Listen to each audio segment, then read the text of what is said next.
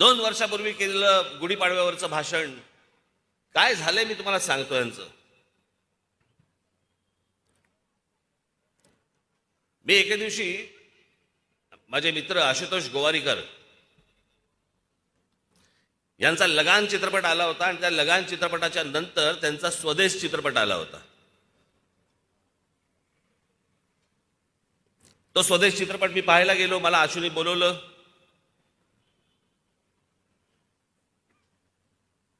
मी तो चित्रपट पाहत असताना मला असं वाटलं की मी बाहेर पडलो.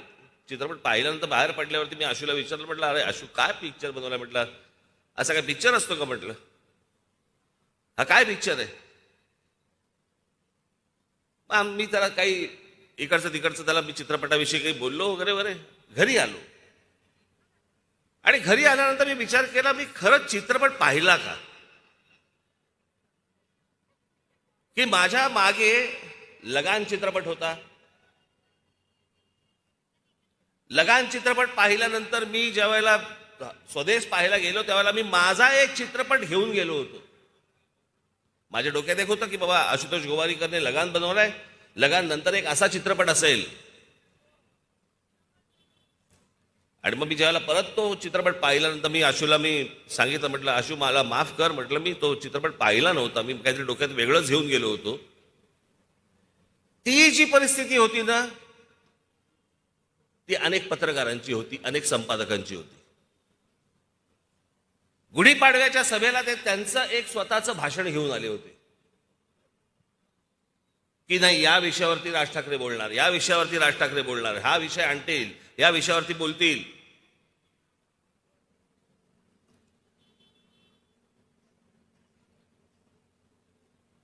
तीन वर्षापूर्वीच्या गुढीपाडव्याच्या सभेला नाही का ते नरेंद्र मोदींवरती बोलले होते. मग या वेळेला पण ते बोलतील. मी नाही बोललो, तेव्हा बोललो होतो. परत तशी वेळ आली तर बोलीन.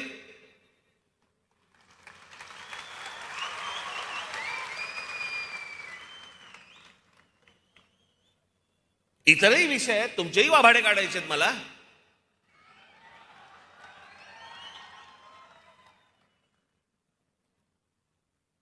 म्हणजे गेल्या निवडणुकीच्या वेळेला ज्या वेळेला बहुमत शिवसेना भारतीय जनता पक्षाकडे आल्यानंतर पण ज्या प्रकारे तुम्ही मतदारांची प्रतारणा केली आणि शिवसेना, राष्ट्रवादी काँग्रेस आणि काँग्रेसचं सरकार बनलं, त्याच्या अगोदरचा एक पहाटेचा शपथविधी झाला, तो फिसकटला आणि मग यांचं सरकार बसलं. आता या दोन्ही गोष्टींवरती मी बोलल्यानंतर ह्याच्यात भारतीय जनता पक्षाची स्क्रिप्ट कुठची आली? ही तर स्क्रिप्ट अख्ख्या महाराष्ट्राला, देशाला माहिती आहे. ते विसरले होते, फक्त आठवण करून दिली मी.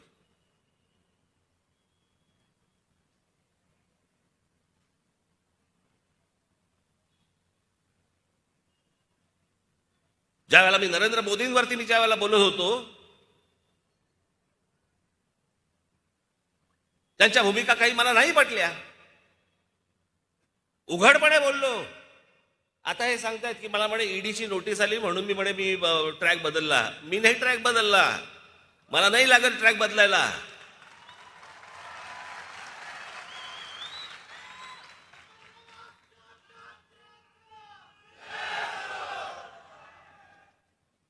माहिती करून काही घ्यायचीच नाही. IL&FS नावाची जी कंपनी आहे त्या कंपनीची इन्क्वायरी होती, ज्याच्यामध्ये कोहिनूर, ज्याच्यामध्ये मी होतो. मी 1 वर्षाच्या आत त्यातनं बाहेर पडलो. मी म्हणते झंगाट आपल्याला परवडणार नाही.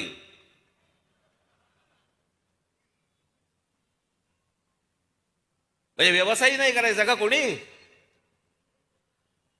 आणि त्या कंपनीची जी इन्क्वायरी निघाली त्याच्यातनं मला ती नोटीस आली होती आणि मी ती नोटीस आल्यावरती ईडीच्या कार्यालयात गेलो.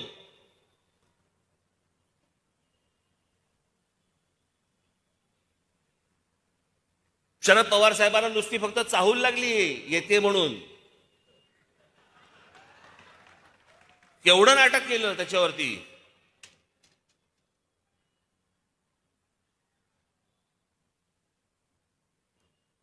आणि जर या हाताने जर काही पापच केलेलं नाहीये, नोटीशी कोणत्या पण येऊ देत, त्या राजकीय असू देत नाही तर कायदेशीर असू देत, ढीक नाही हलत मी त्याला.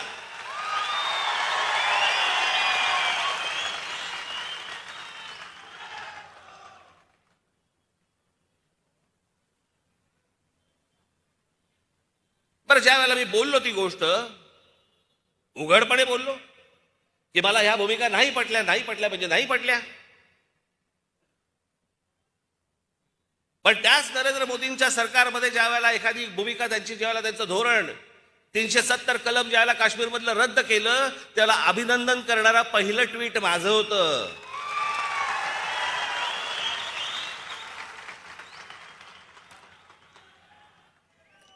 नरेंद्र मोदींसारखा पंतप्रधान या देशाला मिळावा असं बोलणाऱ्या या देशामधला पहिला माणूस मी होतो. त्याच्यानंतर बाकीचे बोलले आहेत. ज्या वेळेला मी एखादं स्वप्न ज्या वेळेला एखाद्या पंतप्रधानाकडनं पाहतो, 30 वर्षानंतर म्हणजे राजीव गांधींच्या नंतर एका व्यक्तीच्या हातामध्ये या देशामधलं पूर्ण बहुमत आल्यावरती या देशामध्ये कोणकोणत्या गोष्टी व्हायला पाहिजे होत्या, ज्या मी माझ्या भाषणांमधनं पण बोललो होतो तेव्हा, आजही माझी तीच मागणी आहे की बाकीच्या गोष्टी सोडा, ज्या झाल्या त्या झाल्या,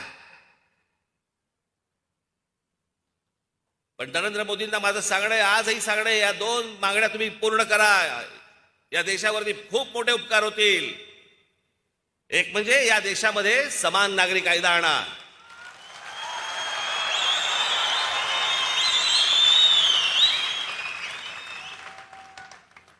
आणि दुसरं म्हणजे या देशातल्या लोकसंख्येवरती पहिल्यांदा नियंत्रण आणता येईल असा कायदा आणा.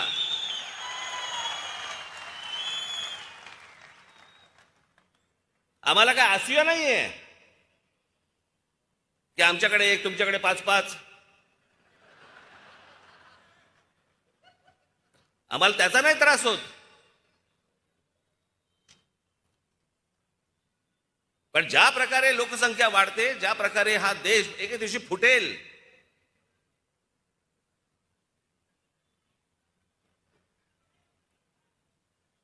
पण ह्या काही गोष्टी या देशामध्ये होणं गरजेच्या आहेत, आवश्यक आहेत.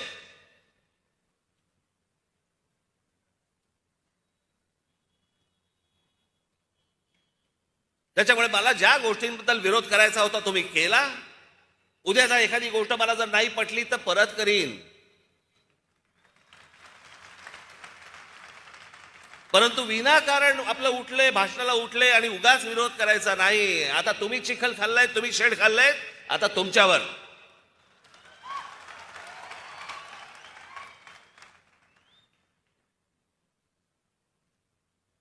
माझ्या भाषणानंतर काही प्रतिक्रिया आल्या.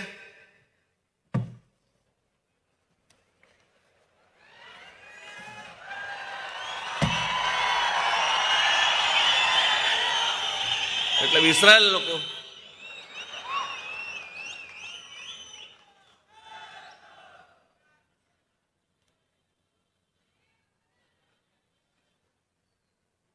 सुप्रिया सुळे बोलतायत,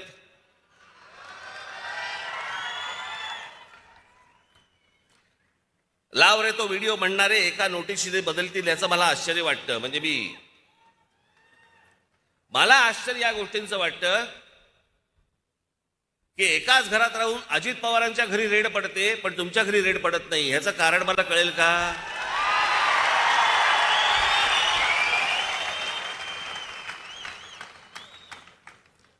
कारण इकडे महाराष्ट्रात कसं आहे, एक जण पोहोचवला की पवार साहेब मोदींची भेट घेतात पुढचा माणूस सांगायला.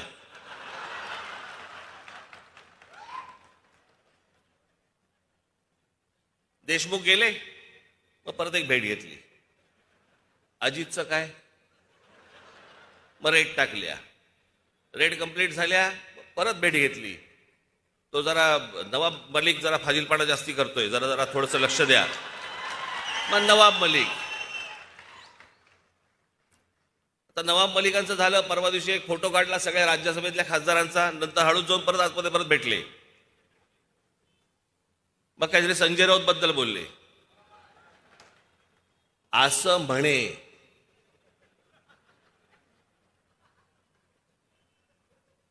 आज काय बोलले माहित नाही.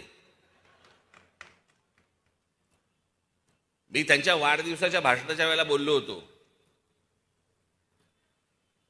की पवार साहेब खुश झाले म्हणजे भीती वाटायला लागते. आज पवार साहेब संजय राऊतवरती खुश आहेत.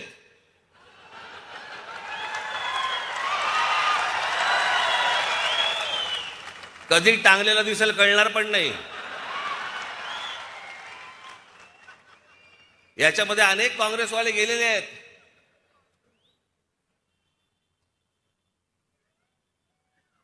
आणि उशिरा समजतं की तेव्हा ते वागले होते, ते बोलले होते, ते आज लागलंय.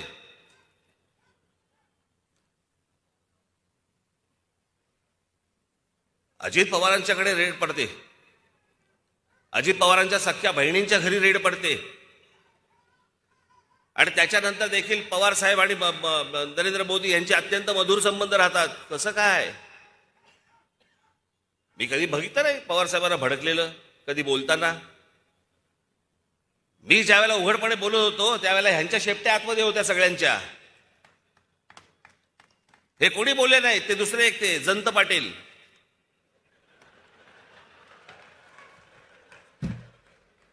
बघा ते जयंत पाटील काय म्हणतायत.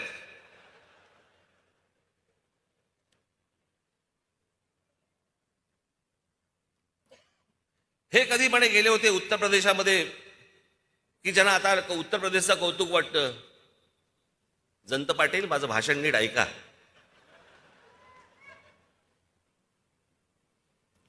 मी म्हटलं ज्या बातम्या कानावरती येत आहेत त्याप्रमाणे जर उत्तर प्रदेशमध्ये जर विकास झालेला असेल तर त्याचा मला आनंद आहे. माझी भाषा काय आहे? जर तरची भाषा आहे. ज्या बातम्या माझ्या कानावर येत आहेत तसा जर विकास झाला असेल तर.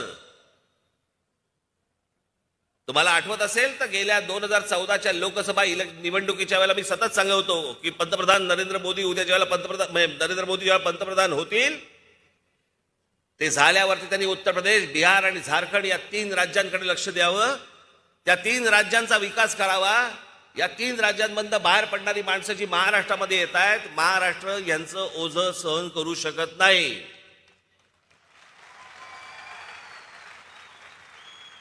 माझी सगळी भाषणं काढून बघा. आणि सुप्रिया सुळेंनी बोलायचं नाही हो. यांचे खायचे दात वेगळे आणि दाखवायचे सुळे वेगळे आहेत.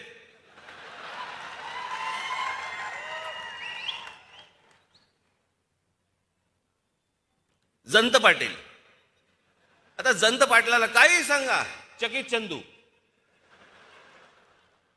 एकदा मागे गृहमंत्री असताना मी त्याला सांगत होतो, ह्याच सगळ्या गोष्टी सांगत होतो. म्हटलं अहो जरा एकदा त्या बेराम पाड्यामध्ये जाऊन बघा, एकदा ह्या सगळ्या वस्तीमध्ये जाऊन बघा. इकडे म्हटलं अत्यंत भीषण अवस्था आहे म्हटलं तिकडे. कधी म्हटलं तिथे कुठे शस्त्र असतील, बॉम्ब असतील. खरे की काय मला काही कल्पनाच नाही.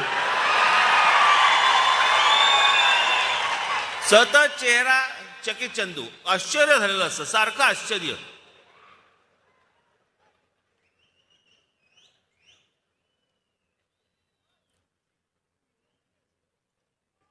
संपलेल्या पक्षाबद्दल मी काय बोलणार?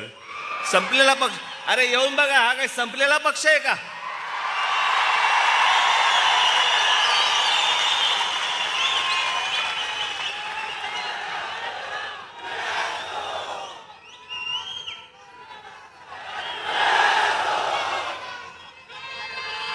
म्हणजे विजलेला पक्ष आहे. महाराष्ट्र नवनिर्माण सेना म्हणे विजलेला पक्ष आहे. जयंतराव, हा विजलेला पक्ष नाहीये, हा समोरच्यांना विझवत जाणारा पक्ष आहे.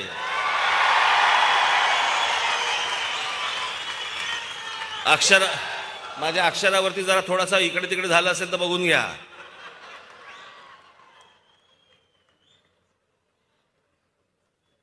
हे काय मला सांगताय? यांचा मतदारसंघाबाहेरांना कोणी हुंगून विचारत नाही. आणि मला सांगतात की ह्यांचे आमदार काय झालं, आमदार कुठे गेले.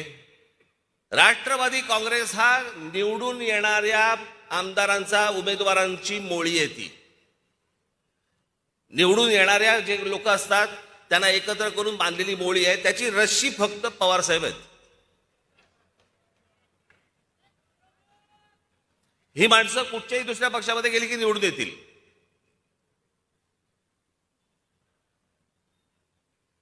मग भुजबळ म्हणालेत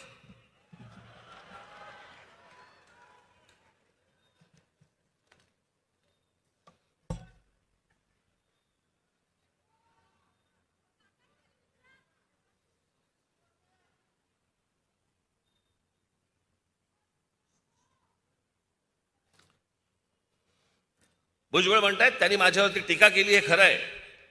मीही मोदी बीजेपी विरोधात बोलत होतो, त्यामुळे मला जो त्रास सहन करावा लागला तो मी सहन केला, पण त्यासाठी मी माझा मार्ग बदलला नाही. अच्छा,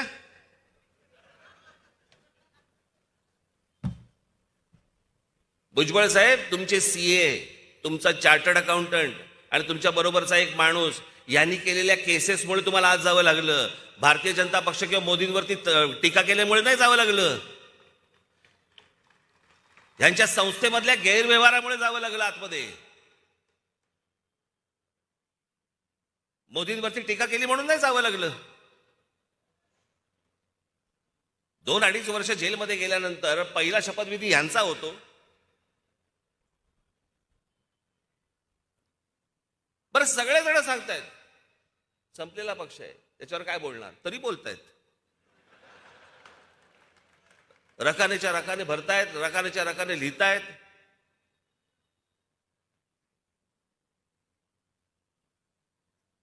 आमचे शेवटचे लाडके अजित पवार काय म्हणतायत बघा.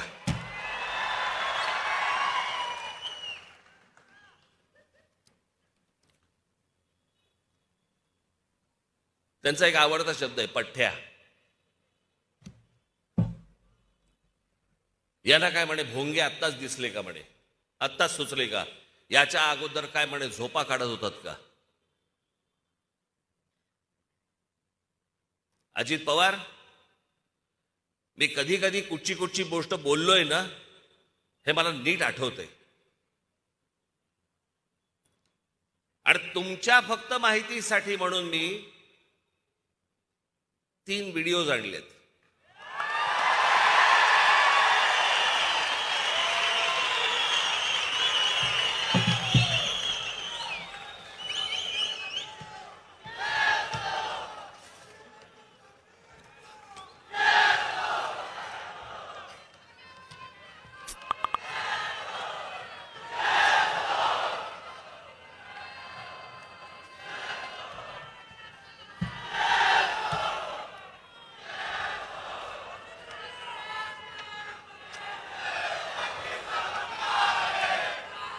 मी याच्या अगोदरही बोललो होतो,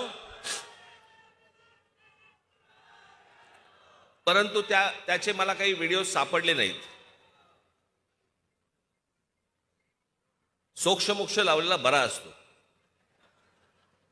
काय झालं, तो जो सकाळचा शपथविधी झाला त्याच्यानंतर जो पवार साहेबांनी जो आवाज काढला, तो आवाज काढल्यानंतर 3-4 महिने अजित पवारांना ऐकू येत नाही. बॉम्ब फुटल्यानंतर माहितीये कू असा एक आवाज येतो कानात, काही ऐकू येत नाही. तसा तो आवाज काढल्यानंतर त्यांना 3-4 महिने कू असा आवाज येत होता. त्याच्यामुळे मी काय बोललो हे त्यांना कळलंच नाही.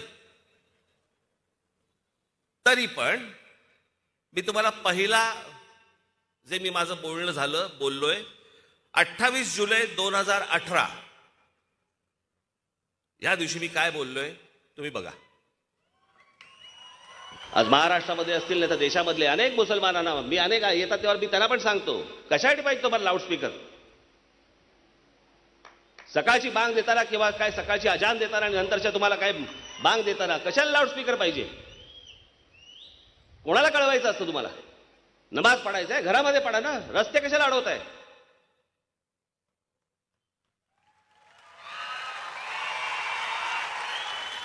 1 ऑगस्ट 2018 फक्त सायलेन्स होऊन आम्हाला आणि मग मशिदीवरचे जे लाऊडस्पीकर लागतात जे त्या दिवशी मी त्या औरंगाबादला गेलो संध्याकाळच्या वेळेला, तर मला असं वाटलं की बांगेची कॉन्सर्ट सुरू आहे. सगळ्या ठिकाणून आपल्या जोर जोरात चालू आहे ते सगळं. त्यांनी त्यांचं काही काय त्यांना काय बांग मारायची काय त्यांना आजान पडायचंय किंवा काय करायचंय तुमचं तुम्ही करा ना. लाऊडस्पीकर कशाला लागतोय? आणि हे 12 महिने 24 तास चालू आहे. इथे फक्त गणेशोत्सवासाठी तुम्हाला 10 दिवस मागतायत. मग 10 दिवसामध्ये तुम्हाला सगळ्या परवानगी बिरवानगी लागतात. त्याला अडखटी आणताय तुम्ही.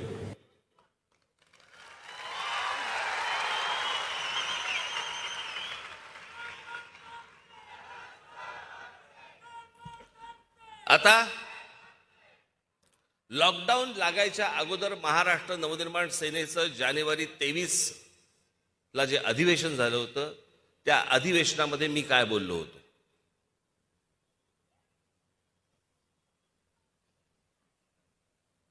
धर्म प्रत्येकाने आपापल्या घरामध्ये ठेवावा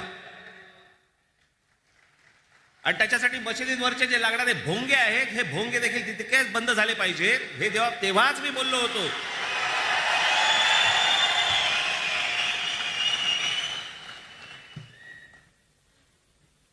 तुमची प्रार्थना,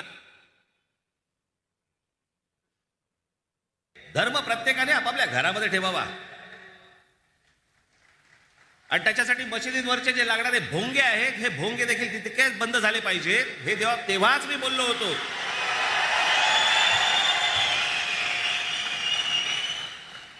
अजित पवारना ऐकू नाही आलं. तुमची प्रार्थना आहे बंद कर आता. मी ह्याच्या आधीही बोललो, ऐकू नाही आलं. लॉकडाऊनच्या काळामध्ये कान साफ झाला असणार. गुढीपाडव्याचा भोंगा ऐकू आला.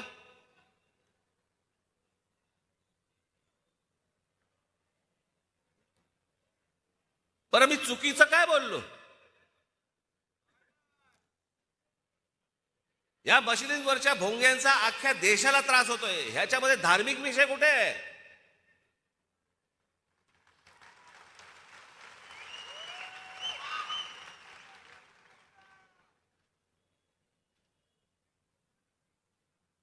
तुम्हाला जो काय नमाज पडायचा आहे, तुम्हाला जी काय अजान द्यायची घरामध्ये द्या.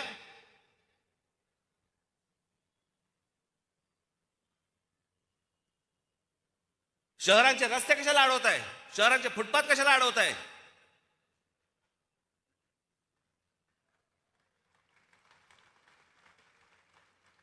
प्रार्थना तुमची आहे, आम्हाला काय ऐकवताय?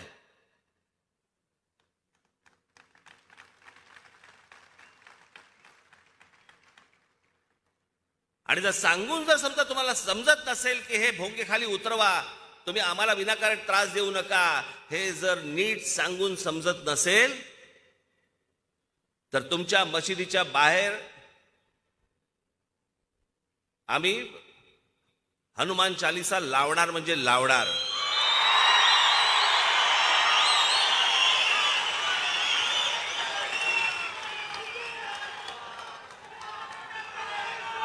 वातावरण आम्ही नाही बिघडवत आहोत.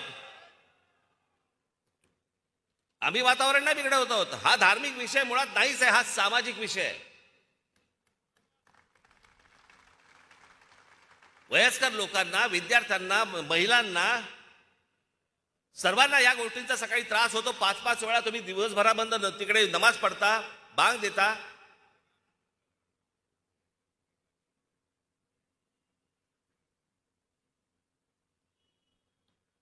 एक तर सगळे बेसूर असतात.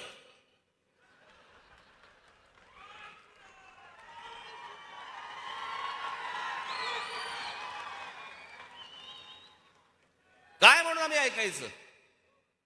रस्त्यावरती घाण झाली तर आपण रस्ता साफ करतो. फुटपाथवरती घाण झाली तर आपण फुटपाथ साफ करतो. मग जर कानाला त्रास होत असेल तर भोंगे खाली उतरवलेच पाहिजेत.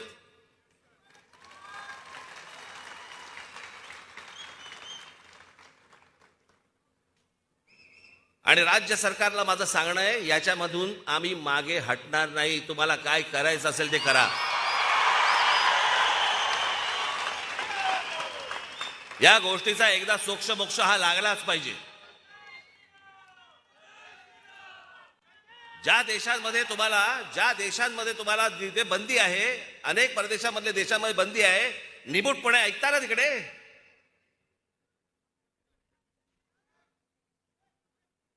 आज माझे अनेक असे मुसलमान परिचयाचे लोक आहेत, ते येऊन सांगतात की तुम्ही म्हणताय ते बरोबर आहे.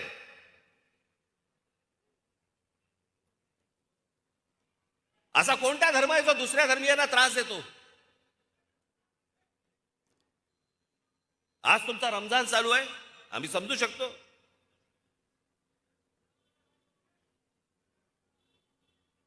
आमचाही गणपती उत्सव असतो, नवरात्र उत्सव असतो. 10 दिवसामध्ये आपण समजू शकतो. तरीही तो लाऊडस्पीकर कमीच लावला पाहिजे, तो भाग वेगळा.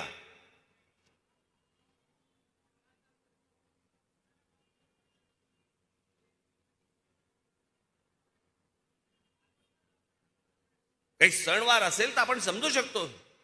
हे 365 दिवस ज्यावेळेला तुम्ही हे लाऊडस्पीकर मधनं ह्या गोष्टी तुम्ही ऐकवता, कशासाठी, कोणासाठी?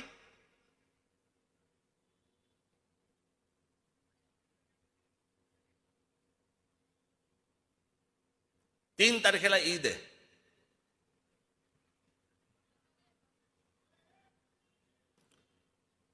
माझी राज्य सरकारला, गृह खात्याला माझी विनंती आहे की कुठचीही तेढ, कुठचीही दंगल, कुठच्याही गोष्टी आम्हाला निर्माण करायच्या नाहीत. आम्हाला त्याची इच्छा देखील नाही. महाराष्ट्राचं स्वास्थ्य आम्हाला बिघडवायचं नाही.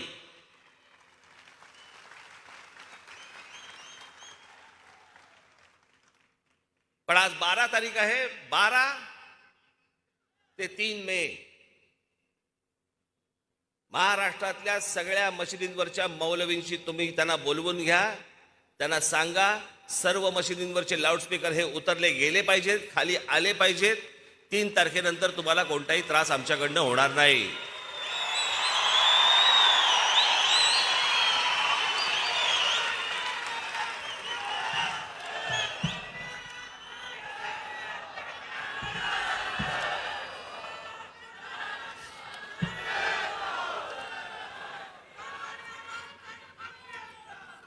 अठरा जुलै 2005 चा सर्वोच्च न्यायालयाचा निकाल आहे किंवा त्यांची टिप्पणी आहे. इतरांची शांतता बिघडवून तुम्ही तुमची प्रार्थना करा किंवा मोठे ध्वनिक्षेपक किंवा मोठी वाद्य वाजवून प्रार्थना करा असं कुठलाही धर्म सांगत नाही. आमच्या मते समाजात धर्माच्या नावाने म्हातारी माणसं, आजारी रुग्ण, विद्यार्थी यांची पहाटेची झोप बिघडवणं, दिवस खराब करणं आणि बाकीच्यांचा दिनक्रम विस्कळीत करणं अशा गोष्टींना मुळीच परवानगी देता कामा नये. जर सुप्रीम कोर्टाने जर समजा ही गोष्ट सांगितलेली असेल तर राज्यातल्या गृह खात्याला त्याची अंमलबजावणी करायला काय प्रॉब्लेम आहे? हे होत का नाहीये? मतांसाठी? म्हणजे हे मतांसाठी म्हणून वाटेल त्या प्रकारे धर्म चालवणार आणि आम्ही उघड्या डोळ्यांनी आणि उघड्या कानांनी बघत बसायचं, हातावर हात ठेवून आम्ही उभं राहायचं फक्त.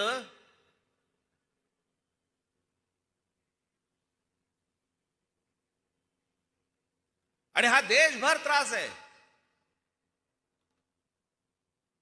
जे आज माझं भाषण ऐकत असतील त्या सर्व तमाम हिंदूंना माझं सांगणं आहे, 3 तारखेपर्यंत जर ऐकले नाहीत तर देशामध्ये जिथे जिथे मशिदी असतील, जिकडे बांग सुरू असेल तिकडे हनुमान चालीसा हे लागलंच पाहिजे. अख्ख्या देशभर लागलं पाहिजे.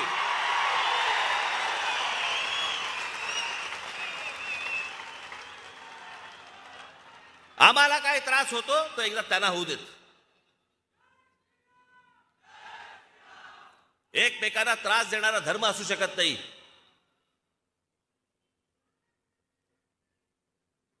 आणि ह्याच्यावरती यांची बाजू घेणारे हे इकडचे ते आवाड,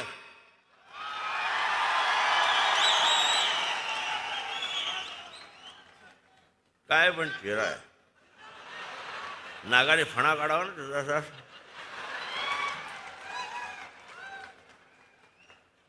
आता उद्या काहीतरी बोलेलच, डसू शकतो, बिसू शकतो वगैरे वगैरे. ये शेपटा धरतो, गरगर फिरवतो, फेकून देतो.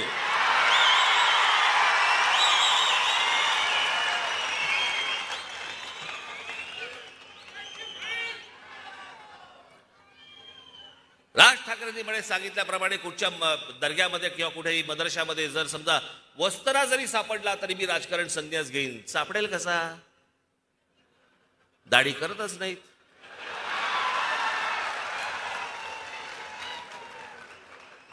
वस्तारा कसा सापडेल बरं? इकडून तिकडून तुला वस्तारा दिसला? याच्या बुद्धीची कीव करावीशी वाटते मला.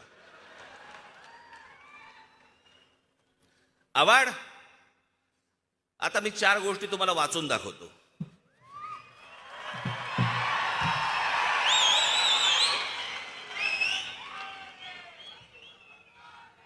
24 ऑगस्ट 2001, नीट ऐका आम्ही काय बोलतोय ते. 24 ऑगस्ट 2001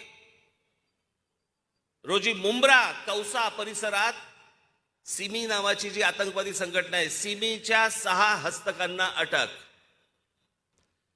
20 डिसेंबर 2001 रोजी संसदेवरील हल्ल्याप्रकरणी कुख्यात अबू हाजमा याला मुंब्र्यातून अटक. 16 मार्च 2002 रोजी मुंब्र्यातून कुख्यात हजबुल मुजाहिद्दीन संघटनेच्या 4 अतिरेक्यांना अटक.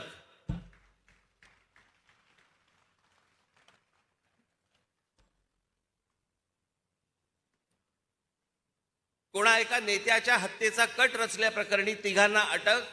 23 जानेवारी 2004 रोजी एक दहशतवादी जेरबंद. गुजरात पोलिसांच्या चकमकीत ठार झालेली इशरत जहां शेख ही देखील मुंब्र्यात राहत होती. 2016 मध्ये ताब्यात घेतलेला आयसिसचा हिंदुस्थानातील म्होरक्या मुदब्बीर शेख हा गेली कित्येक वर्ष मुंब्र्यातील अमृतनगर येथे राहत होता.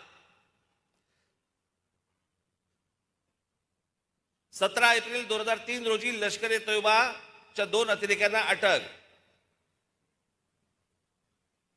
16 मे 2003 रोजी मुंब्रा येथूनच मुलुंड बॉम्बस्फोट प्रकरणी मोहम्मद नैमुद्दीन या व्यावसायिकाला अटक.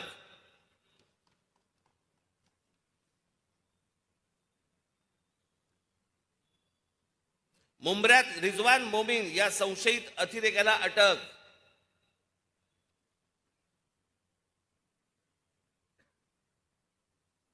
सव्वीस जानेवारी 2019 मध्ये मुंब्रा येथील तलाह उर्फ अबू बकार हनीफ पोत्रिक याला दहशतवाद विरोधी पथकाने अटक केली. हे सगळे मुंब्र्यातले आहेत, जिथून आवाड निवडून येतो.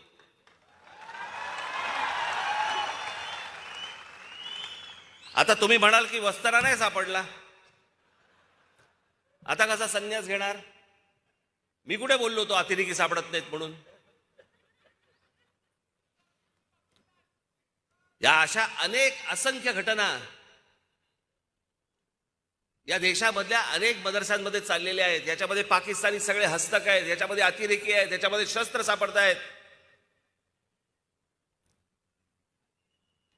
आणि खरंच सांगतो, याच्यामध्ये या देशामधला प्रामाणिक जो खरंच या देशावरती प्रेम करणारा जो मुसलमान आहे ना, तो ह्याच्यामधनं भरडला जातोय.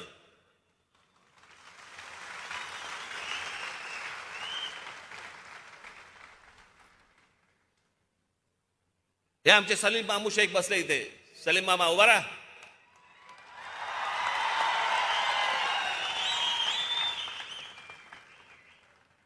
सलीम मामा शेख याच्या मतदारसंघामध्ये 95% हिंदू लोक राहतात, पण सलीम निवडून येतो.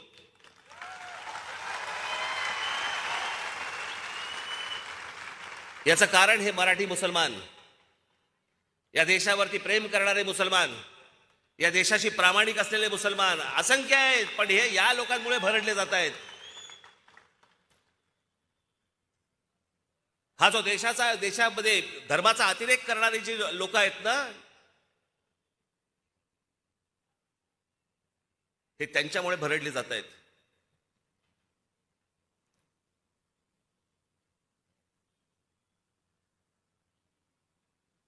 याच्यापेक्षा वेगळी अजून काय भूमिका असावी मला जरा सांगा. आणि पवार साहेब सांगतायत मी जातीयवाद भडकवतो. बरं, पवार साहेबांनी सांगावं, राष्ट्रवादी काँग्रेसने सांगावं राज ठाकरे त्याची भूमिका बदलतो म्हणून. राष्ट्रवादी काँग्रेसने बोलावं.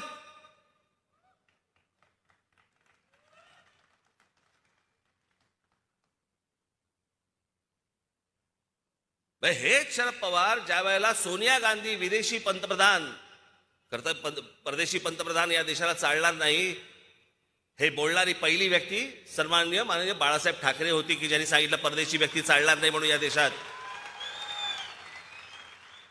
आणि मग तो धागा पकडून पवार साहेबांनी काँग्रेसमधनं बाहेर पडले की विदेशी पंतप्रधान आम्ही मान्य नाही करणार म्हणून. 99ला बाहेर पडले, सोनिया गांधी नकोत म्हणून बाहेर पडले. निवडणुकांचा निकाल लागला आणि परत काँग्रेस बरोबर गेले आणि मला असं वाटतं कृषी मंत्री झाले. 2 महिन्यात भूमिका बदलली. अशा तर असंख्य सांगता येतील अशा की जिकडे पवार साहेबांनी भूमिका बदलल्या. हे काय मला सांगतायत मी कोणती भूमिका बदलली?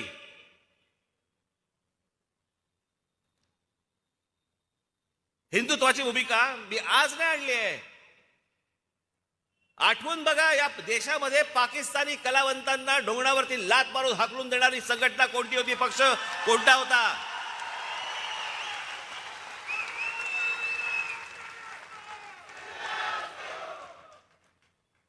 परत जर चित्रपटामध्ये पाकिस्तानी कलावंत घाल तर याद राखा हे प्रत्येक प्रोड्युसरला नोटीस कोणाकडे गेली होती?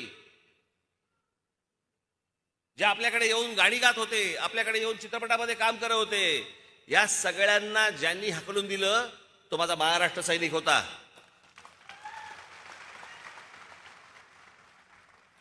आझाद मैदानवरती ज्या वेळेला त्या कुठची संघटना ती रजा अकादमीने ज्यावेळेला मोर्चा काढला, आमच्या पोलीस भगिनींना मारलं. त्या घोळका करून त्या पोलीस भगिनींना आतमध्ये घ्यायचे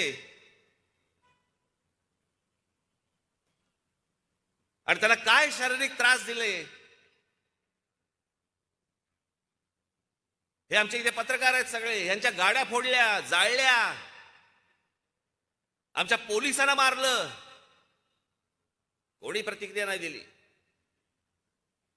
त्यांच्या विरोधात फक्त महाराष्ट्र नवनिर्माण सेनेने मोर्चा काढला आणि तो मोर्चा काढल्यानंतर तिथे जो मुंबईचे पोलीस कमिशनर होते त्यावेळेला आरोप पटनायक हे आले आणि ते आमच्या पोलिसांवरतीच डाफरायला लागले. समोरून ते हल्ला करतायत आणि हे सांगतायत, पोलिसांना सांगतायत नाही हल्ला नाही करायचा, त्याला मारायचं नाही, त्याला कुठची गोष्ट करायची नाही. तो मोर्चाच मुळात काढला होता आरोप पटनाईकना मुंबईच्या पोलीस कमिशनर पदावरनं काढून टाकण्यासाठी म्हणून. आणि तो मोर्चाच इतका ताकदवार होता की सरकारला निर्णय घ्यावा लागला आणि आरोप पटनाईकना मुंबई पोलीस कमिशनर पदावरनं काढून टाकण्यात आलं. हा काढलेला मोर्चा हा आमचा होता. अगोदरच्या गोष्टी जर समजा हे विसरून गेले असतील तर आठवण करून देतो.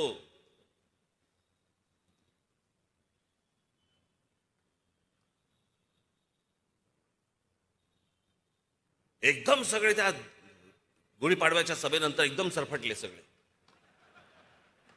काय उत्तर देऊ, काय करायचं, काय नाही करायचं. मग ते आपलं एकच पालुपत लावलं. ईडीची नोटीस आली, ईडीची नोटीस आली.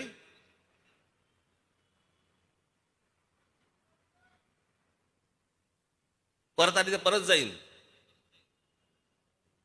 तुम्ही जाताय का? नुसत्या फक्त प्रॉपर्टी अटॅच केल्या तर शिव्या द्यायला लागली पत्रकार परिषदेत.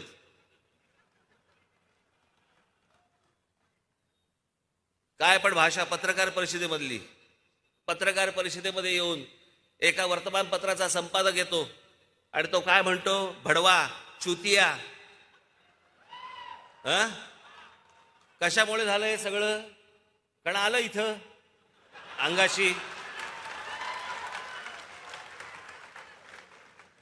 हे कुठचे आहेत तेच कळत नाहीत. हे शिवसेनेचे आहेत का राष्ट्रवादीचे आहेत? ह्यांच्यासाठी एक फार छान शब्द आहे.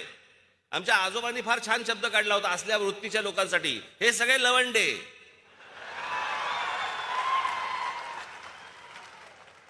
वरती अनुस्वार आहे, लक्षात ठेवा.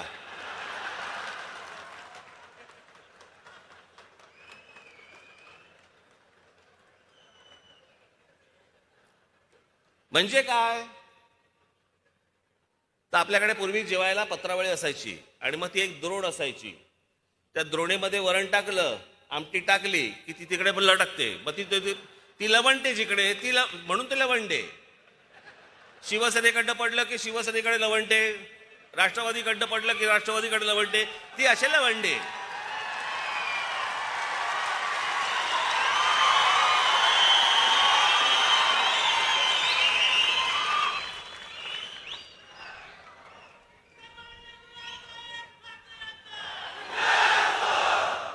केवढं झोंबलं त्यांना ते. मी जे पवार साहेबांबद्दल जे बोललो की जातीयवाद जो आला महाराष्ट्रामध्ये, जात होतीच. असंख्य वर्ष, अनेक हजारो वर्ष जात आहे या देशामध्ये, या महाराष्ट्रामध्ये. प्रत्येक जातीला, प्रत्येक जातीतल्या माणसाला आपापल्या जातीबद्दल अभिमान होता. 99ला ज्या वेळेला राष्ट्रवादी काँग्रेसचा जन्म झाला, तो जन्म झाल्यानंतर दुसऱ्या जातीबद्दल द्वेष निर्माण करायला लावला. आमच्या मुलांची माथी भडकवली गेली. इतिहास चुकीचा सांगितला गेला म्हणे. पवार साहेब सांगतायत म्हणे इतिहास चुकीचा सांगितला गेला. मला सांगा ते काय त्या कुठच्या संघटना काढल्यात ना राष्ट्रवादीने, संभाजी बी ग्रेड, सी ग्रेड वगैरे अशा अनेक संघटना त्यांनी काढल्यात. या 99 नंतरच कशा का आल्या? योगायोग? योगायोग नाही, यांनीच काढल्या.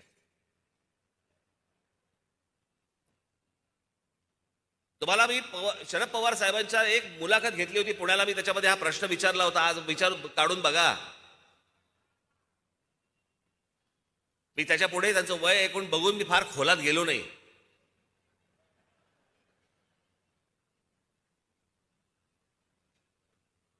पण शरद पवार साहेब ज्या ज्या वेळेला भाषण करतात राष्ट्रवादी काँग्रेसचा जन्म झाल्यापासून, त्यावेळेला ते काय म्हणतात, हा महाराष्ट्र कोणाचा? शाहू फुले आंबेडकरांचा. मान्यच आहे. पण त्या अगोदर हा महाराष्ट्र सर्वप्रथम जर कोणाचा असेल तर तो आमच्या छत्रपती शिवरायांचा महाराष्ट्र आहे.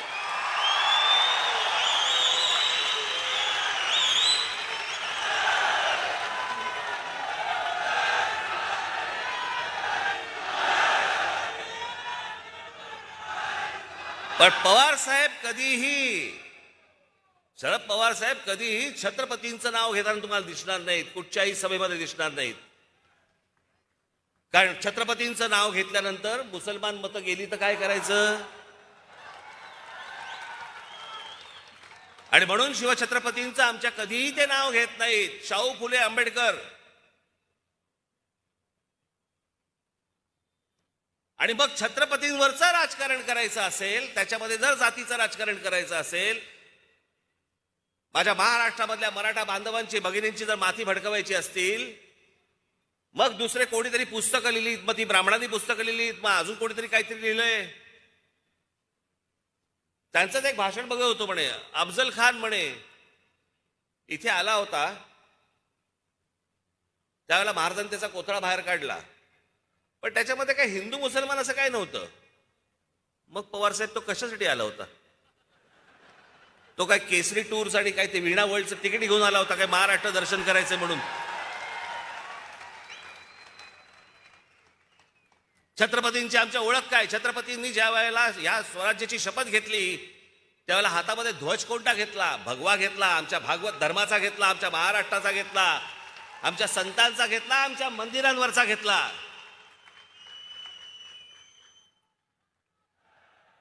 ही लढाई तेव्हा कधी तुम्हाला दिसली नाही का की हिरव्या झेंड्याच्या विरोधातला हा भगवा झेंडा, ही लढाई तुम्हाला दिसली नाही?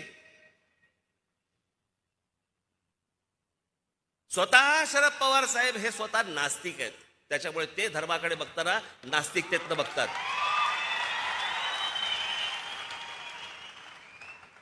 एखादा मिळाला तर दुर्मिळ फोटो तुम्हाला मिळेल, एखादा पवार साहेबांचा मंदिरात हात जोडतानाचा, पण तोही मिळणार नाही. कारण ते आहेतच स्वतः नास्तिकच आहेत. ते धर्मबिर्म काही मानत नाहीत, देवबिव काही मानत नाहीत. आणि मग ते त्यांच्या पद्धतीने राजकारण समजवण्याचा प्रयत्न करतात, त्यांना अपेक्षित असलेलं.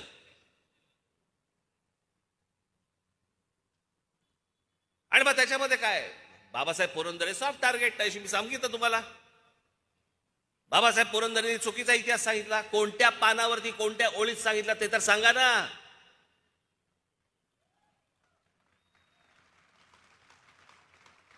ह्यांचे इतिहासकार कोण? ते म्हणे कोकाटे.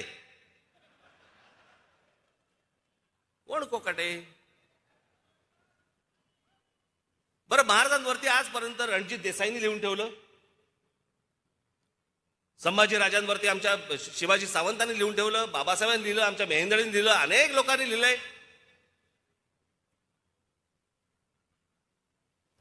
प्रत्येकाने आपापल्या पद्धतीने शिवाजी महाराज महाराष्ट्रासमोर आणले. पण घराघरामध्ये जर समजा शिवाजी महाराज कोणामुळे जर पोचले असतील तर ते फक्त बाबासाहेब पुरंदरेंमुळे पोचले. हे नाकारून चालणारच नाही तुम्हाला. आणि हे कोणीही मान्य करतं. मग त्यांची व्याख्यानं असू देत, त्यांची पुस्तकं असू देत, तर काही असू देत. पण आम्हाला इतिहास नाही बघायचा आहे. आम्हाला ते पुस्तक कोणत्या जातीच्या माणसांनी लिहिलं ते बघायचंय. आम्ही आमच्या शिवछत्रपतींचा इतिहास सांगणार नाही आहोत. आम्ही आमच्या मराठेशाहीचा इतिहास सांगणार नाही आहोत.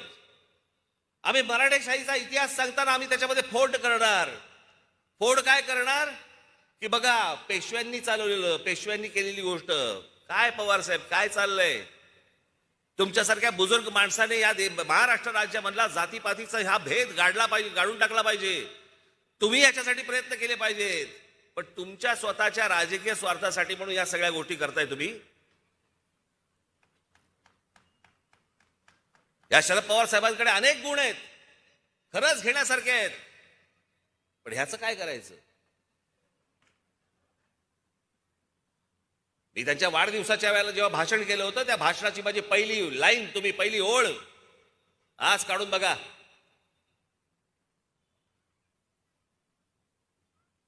त्यांचा वाढदिवस होता. त्या वाढदिवसाच्या व्यासपीठावर मी बोललो होतो आणि तेव्हा मी म्हटलं होतं की असे अनेक विषय आहेत जे आज मला बोलता नाही येणार, कारण हे व्यासपीठ वेगळं आहे.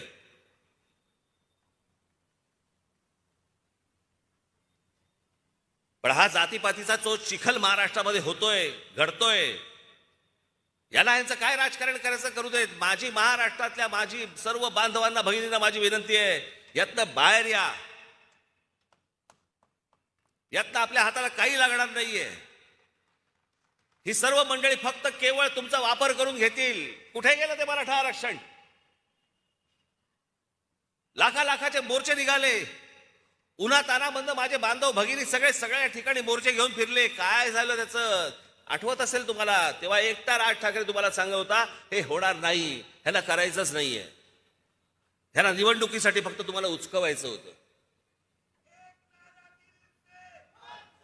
त्यांना फक्त तुम्हाला उचकवायचं होतं. त्या उचकवण्यामधनं फक्त मतपत्रात पाडून घ्यायची होती. आता नवीन काढलं, आता ओबीसी समाजाबद्दल काढलं. मग ते प्रकरण आता कोर्टात मध्ये गेलं. मग त्याच्यावरती निवडणुका पुढे ढकलल्या. निवडणुका पुढे ढकलल्या म्हणजे सगळ्या महानगरपालिकांवरती प्रशासक नेमला गेला. म्हणजे राज्य सरकार पण ह्यांच्या हातामध्ये, महानगरपालिकेचा प्रशासक पण ह्यांच्या हातामध्ये. दोन्ही बाजूनी खा.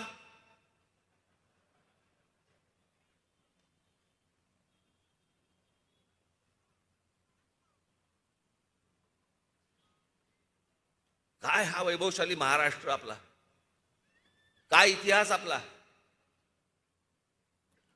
अहो 125 वर्ष ज्या मराठेशाहीने, त्याला मराठेशाहीच म्हणतात, त्याला पेशवेशाही नाही म्हणत. सगळ्या 18 पगड जातीचे सगळे लोक होते त्याच्यामध्ये. जे आणले होते, जवळ आणले होते, ते आमच्या शिवछत्रपतींनी आणले होते. सगळ्या समाजातला प्रत्येक जातीमधला माणूस हा स्वराज्यासाठी लढत होता. आमच्या शिवछत्रपतींकडनं, आमच्या महाराष्ट्र राज्यातल्या आमच्या संतांकडनं आम्ही घेतलेली शिकवण कुठे गेली? काय चालू आहे? आपण काय करतो? बरं, हे प्रकरण कॉलेजपर्यंत आलं, हे प्रकरण शाळेपर्यंत गेलं. शाळेमधली मुलं एकमेकांकडे जातीने बघायला लागले. कॉलेजमधली एकमेकांची मुलं जातीने बघायला लागली. हे आमचे पत्रकार बसले, ह्यांच्यामध्ये जातीमध्ये फाटाफूट झालेली आहे.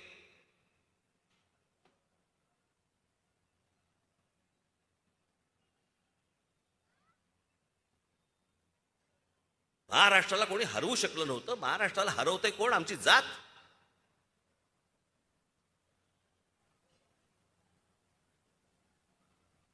आमच्या राज्यातल्या जाती आम्हाला नष्ट करायला निघाल्यात. अहो, जातीतनं बाहेर पडणार नसू तर आपण मराठी कधी होणार, आणि मराठी जर समजा होणार नसू तर आपण हिंदू कधी होणार? कोणत्या हिंदुत्वाच्या गोष्टी घेऊन बसलोय आपण? कसला हिंदुत्व? जे हिंदू मुसलमान फक्त दंग्यामध्ये जो हिंदू होतो तो हिंदू?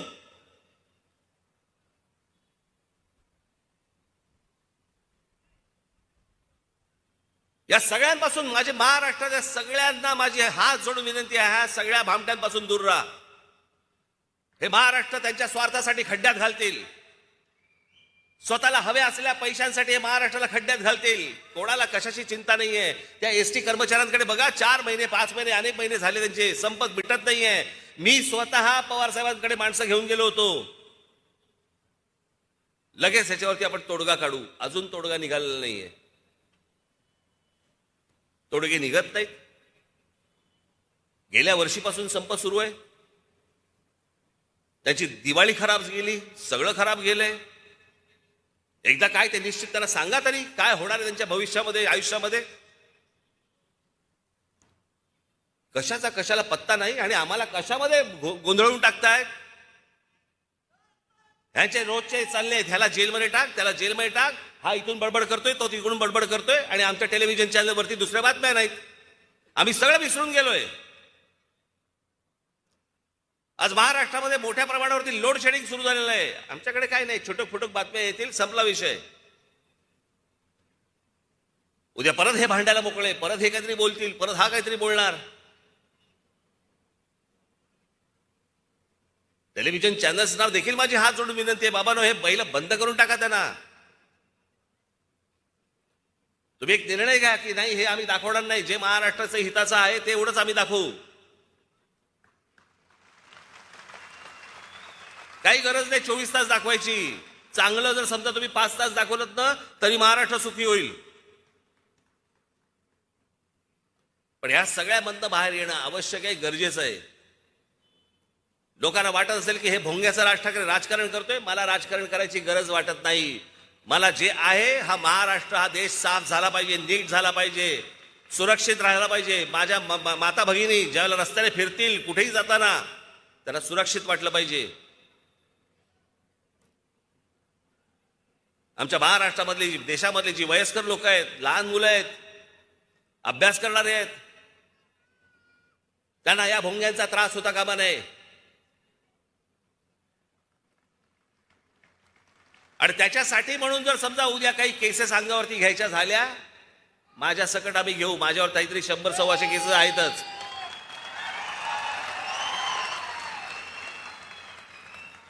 मी मागे म्हटलं होतं ना, अस्वलाच्या अंगावर अजून एक केस आला तर काय फरक पडतो. पण या गोष्टींना भीत नाही. मी जाता आता फक्त परत एकदा आपल्या सर्वांच्या साक्षीने, जे कोणी माझं भाषण ऐकत असतील त्या सर्वांच्या साक्षीने मी सांगतोय, ज्या मुसलमानांना त्यांच्या प्रार्थना करायच्या आहेत, प्रार्थना करा घरात. प्रत्येकाने आपापला धर्म आपल्या घरामध्ये ठेवावा, रस्त्यावरती आणू नये.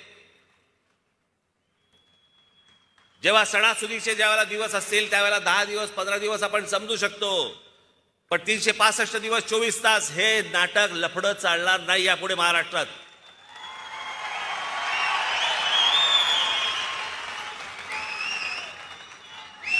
आणि एक गोष्ट सांगतो,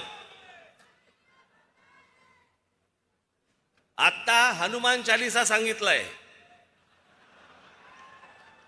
अजून मी माझ्या पुढच्या भातावातला मी अजून बाण काढलेला नाहीये. तो काढायला मला लावू नका.